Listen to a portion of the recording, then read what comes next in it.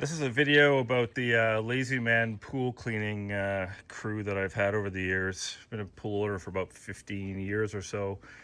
And you can see in the background, we got the pool skim going. I highly recommend that just for surface cleaning. Like I just turned the pool on and you'll see this a few leaves and it's just gonna pick those right up. So never have to skim the surface of the pool. But the purpose of the video was really to talk about corded versus cordless, because we've recently had our third pool robot that we had to pick up, and you can see I have two of the Polaris 9450 corded robots that have done the job for the last, I don't know, 10, 12 years or so.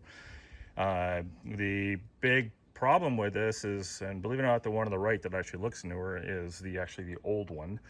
It died, I don't know, 4 or 5 years in with the dreaded ER10 or ER10.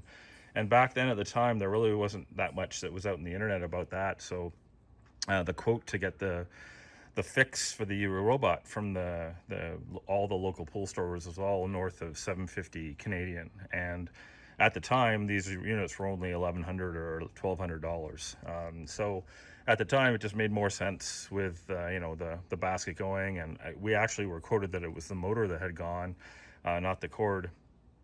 And so we ended up picking up a second one. So they do an excellent job. They clear the bottom, they do the walls. I have no complaints about the units other than the fact that I think what has happened is that over time the cord gets used to extract the unit from the pool. So sometimes, unfortunately, that means I think that it's putting undue strain on that swivel joint that you'll actually see right there. And you can actually see the two swivel joints. I got the one taken apart here because I was actually considering fixing it. So this guy here, that one's just the cap off, and I thought about trying to repair the cable. So the cable itself is north of $250, $300 Canadian or US, depending on where you're trying to get it. And if you actually buy the Polaris one, I think it's like quoted at $450 for this floatable cable with a swivel joint on it to it. The repair looks quite reasonable, but the cable itself is crazy. So not to mention that you'll also notice the two baskets. Both of these have the same failure.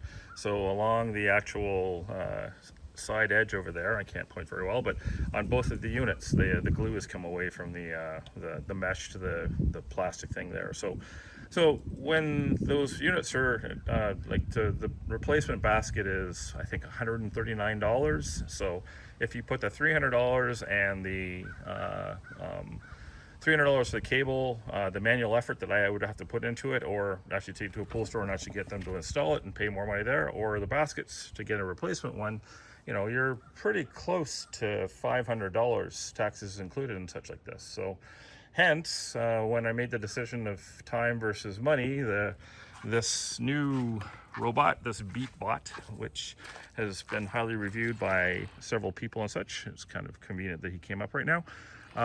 It was $569 Canadian. So when I went to go price a replacement unit for one of these ones that I do actually quite like, these guys are $1,800 to $2,000 right now. So that was quite a buying basically one for 4 or 5, 6 years, which is kind of what I guess I got out of these two each. And this guy here is, I'm giving him a shot. So I guess this video is really about time versus value. And I'm not going to talk about the actual performance of the unit so much. There's a lot of reviews about that. What I want to do is just talk about corded versus cordless. So you can see on the left one here, this guy, not doing so well with the finger there, he just remains in the pool. So starting the pool robot up and taking the pool robot and it really is walk out, push a button, walk back in. So that was not the case with the one on the right. We actually treated that much better. But what I was realizing was that removing it from the pool was probably causing strain on the cable. And that's actually one thing I have to give this new BeatBot robot, because it actually has an attachment that it's just basically a hook. So one thing I think that Polaris should consider, aside from not doing this crazy pricing, I don't know how a unit that was $1,200, whatever 6 years ago is now 2,100. I'm not sure how that price went up that much for this thing. But they basically, if they included a an extraction hook to be able to get that unit out of the pool that much easier with a pole, that would be a good thing for them to do.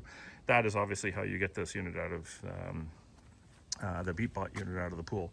The BeatBot has a bigger sister, bigger brother, whatever you call it. Like, this is a Sora 10, so I think the Sora 30 does a better job of elevating and going to an edge and floating for a while. So that, in hindsight, if I was buying this for the first time, that might be enough of a feature just to make it easy to get the reach in and get the pool from get the BeatBot robot out from the top of the water. But really, honestly, I think it was a $200 or $300 difference, so it's up to you. But the main difference between corded and cordless for me was the cordless does require extraction frequently from the pool. So it's not quite as push button, and you do have the, plug it into the wall charger, which is extremely trivial. But you do have to do that exercise and then wait for it. So whereas this guy is basically always on. So you have to, you've got to take safety concerns on there. The recommendation from the Polaris company is don't leave these in the pool and don't swim with them in the pool.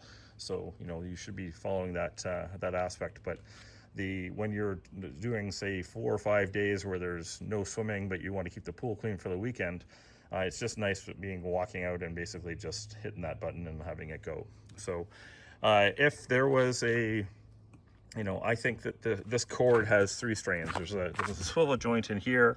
There's a point of contact that's actually not what you see here. It actually goes inside, but there's stress on that entire area as the robot spins.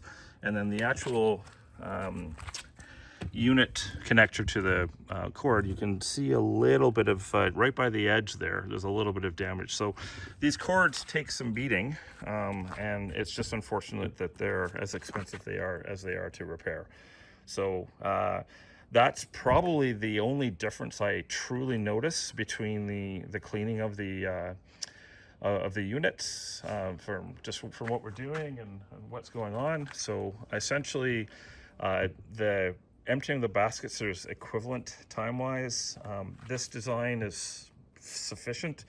I find the BeatBot a little easier to get the bigger content out of, but it's minimal. I wouldn't even give it a rating difference between the two of them. So, but yeah. So right now we've moved to cordless, and we'll see how this goes. But the season so far has been hasn't noticed a difference in the cleaning performance of the unit. So it's really about the convenience of how and when, how often you have to take it out of the pool. Anyway, so that's the